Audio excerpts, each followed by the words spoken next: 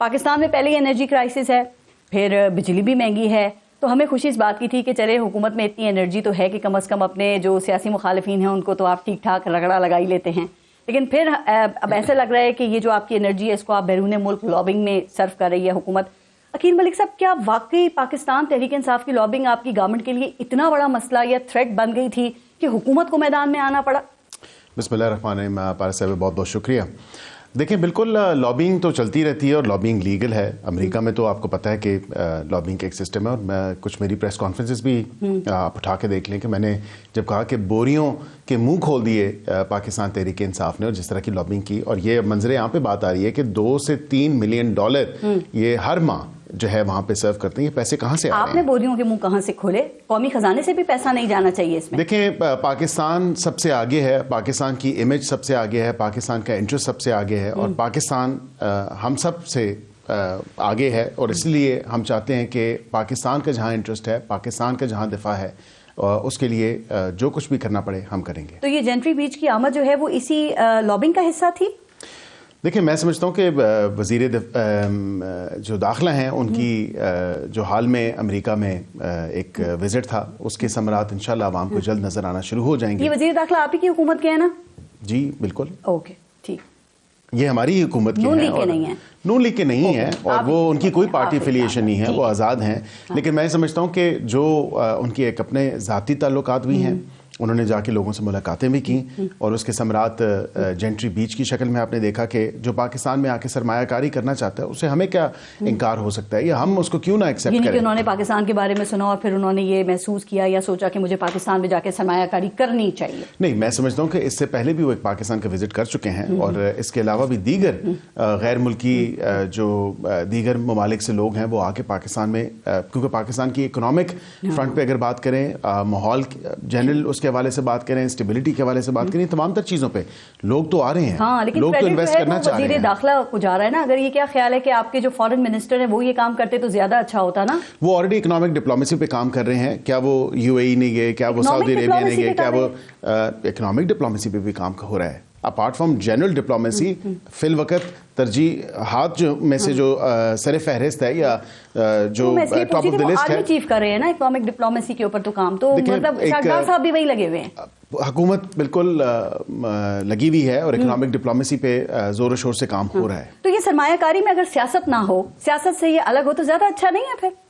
میں سمجھتا ہوں سیاست تو ہر چیز میں ہی ہوتی ہے، اچھا، تو اس میں بھی اچھی چیز ہے، ہر چیز میں سیاست ہے۔ اور لیکن آپ کا یہ جو بیانیہ ہے نا، یہ جو آپ نے بنایا ہے اس وقت میں، آپ نے دیکھا پاکستان تحریک انصاف کا جو سوشل میڈیا لگتا ہے اس سے کوئی خاص متاثر نظر نہیں آ رہا۔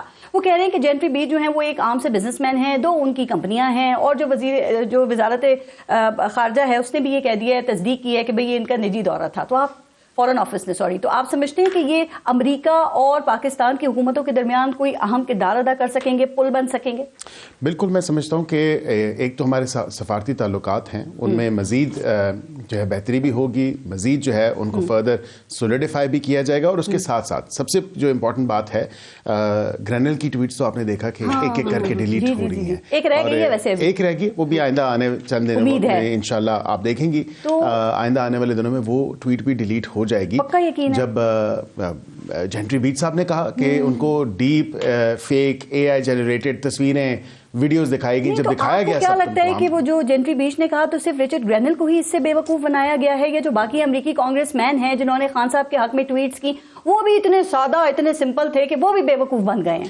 میرے خیال سے ہاؤس آف ریپرزینٹیوز کے کافی جو ارکان تھے وہ اس سے بے وقوف بنے ہیں، اور PTI نے بالکل لابینگ کی ہے، اور ایسی سیاہ و سباق سے ہٹ کے جو چیزیں پیش کی گئی ہیں، خواہ وہ AI جنریٹڈ ہوں، خواہ وہ سیلف میڈ یا سیلف پروکلیم چیزیں دکھائی گئی ہوں، بتائی گئی ہوں، اور ایک ایسی منظر کشی کی گئی ہو اور بتایا گیا کہ پتہ نہیں پاکستان میں کیا ہو رہا ہے، پتہ نہیں ہمارے لیڈر کے ساتھ کیا ظلم و ستم ہو رہے ہیں، وہ تمام تر چیزیں جو ہیں اب آہستہ آہستہ کھل کے ان کی آنکھوں کے سامنے آ رہی ہے کہ یہ تو جھوٹ بولا گیا۔ آپ بھی بہت کچھ رہے ہیں، آپ نے بھی دیکھے نا جو جینٹری بیچ ہیں ان کو کہا کہ یہ پتی جو ہے وہ بزنس مین ہیں، اور پھر آپ نے بڑا زبردست ان کو پروٹوکول بھی دیا، پھر آپ نے وزیر اعظم سے ملاقات بھی کرا دی، اور لگے تو آپ نے ان سے پریس کانفرنس بھی کرا دی۔ واقعی اتنے اہم ہیں؟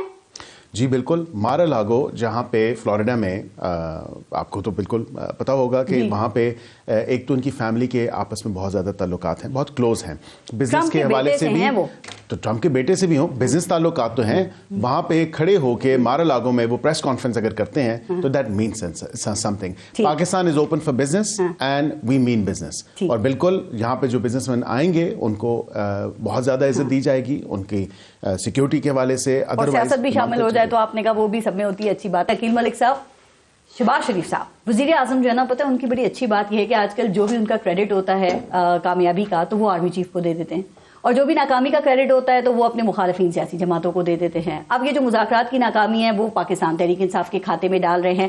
ذرا یہ بتائیے کہ یہ پی ٹی آئی نے کیسے مذاکرات کو سیبوٹاج کیا, یا یہ کیسے اس کے ذمہ دار ہے؟ بالکل آپ نے درست فرمایا, یک جہاں دو کالے. اور اسی حوالے سے میں آپ کو یہ بھی بتا دوں کہ پی ٹی آئی نے بالکل ان تمام تر مذاکراتی جو عمل تھا, یہ جو نشستیں تھیں, اس کو سیبوتاج کیا. اور وہ کیسے کیا, آپ کے لیے, آپ کے ناظرین کے لیے بھی میں اس کو بریک ڈاؤن کر دیتا ہوں.